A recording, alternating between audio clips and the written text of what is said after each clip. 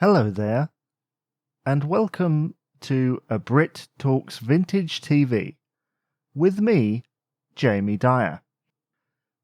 Firstly, I would like to take this opportunity to say how sad I was when I heard of the death of the Canadian-American game show host Alex Trebek in November 2020.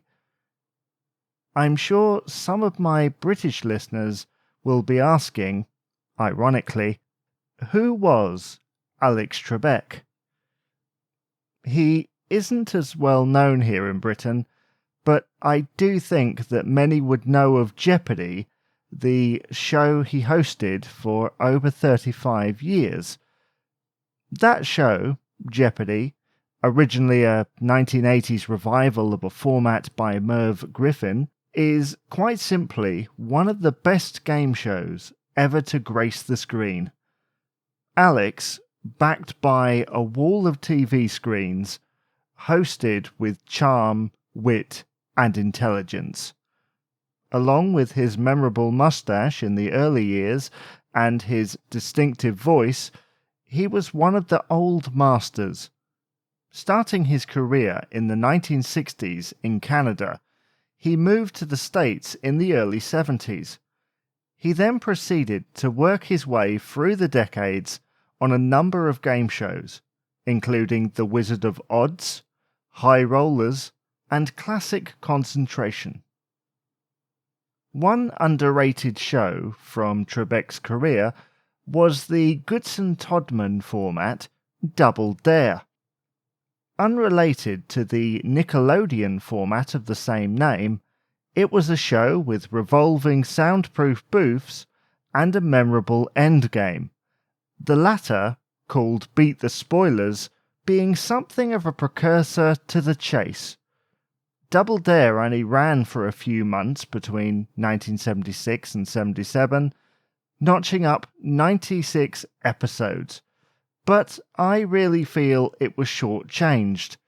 The mechanics of play and the tactics involved made it a fun game that was way ahead of its time, in my opinion. With a little remodelling, I could see a modern version working out quite well this side of the world. Double Dare is available to stream on Amazon Prime in the US thanks to Buzzer TV. In addition to his many hosting roles, Alex Trebek also guested on many shows too. I remember seeing him on The Simpsons and Hot in Cleveland a bit later in his career, where he sent up his persona. He also appeared in a special Game Show Hosts Week on Card Sharks in the early 80s, which, if you don't know, Card Sharks is the original American version of what we would call Play Your Cards Right. Those appearances that I've just mentioned were memorable, but I think I may have found one that tops them all. In the 1970s, there were a lot of game shows in the United States with a focus on celebrity contestants.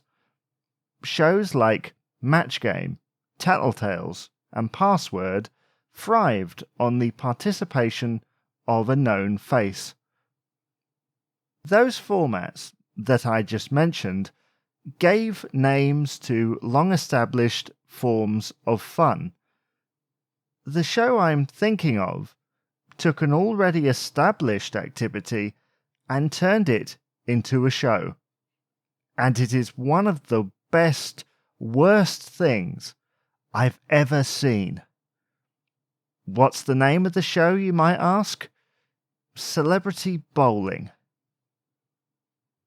Celebrity Bowling was a syndicated series hosted by Jed Allen.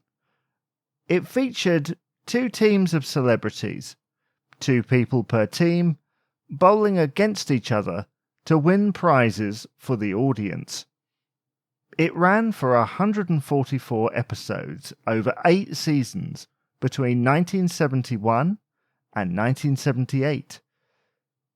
I've seen about a dozen episodes, and it isn't nearly as strange as it sounds. There was a show in the UK during the 1970s called Indoor League, and it was made by an ITV region called Yorkshire Television. That show featured members of the public participating in pub sports. It had a strange, mesmerizing charm that drew you in, and I believe that celebrity bowling feels like it has that same kind of magic. Obviously, without Yorkshireman Fred Truman, a pipe, and a glass of ale. The other thing to mention about celebrity bowling is the astonishing list of celebrities they managed to attract to a show about bowling. You may scoff and say that the list looks normal for a show of this era, but remember, each and every person was bowling. Guests on the show included, and I'm not joking here, Roy Rogers, Frankie Lane, Rosemary Clooney, Ernest Borgnine, Gary Owens, Artie Johnson, Peter Lawford, Steve Allen and Jane Meadows, Bob Newhart, William Shatner, Anthony Newley, Dick Martin, Ed Asner, Lloyd Bridges, George Foreman, Richard Deacon, Rose Marie, Maury Amsterdam, and so many more. But aside from the guests, what was there to like about this show? Well, I never thought I would get such joy in watching Lane help Clooney bowl successfully, or laugh so much at Joanne Worley shouting at a red ball in her own unique way. I've just watched an episode where Dick Gautier and Scatman Crothers faced off against James McCrell and the aforementioned Alex Trebek. The beauty of this show is that even when there is an obvious skill advantage to one team, you as a viewer don't care. I could talk for a long time about this show. It's so hard to pin down to a few words. Episodes of Celebrity Bowling are available to stream on the FilmRise app. So what else is there to say? I've said enough. If you have anything to say about the shows mentioned in this podcast, you can email jamie@oldtimereview.co.uk, tweet @oldtimereview on Twitter, or check out the Facebook page, which is Old Time Review. This is Jamie Dyer signing off for A Brit Talks Vintage TV.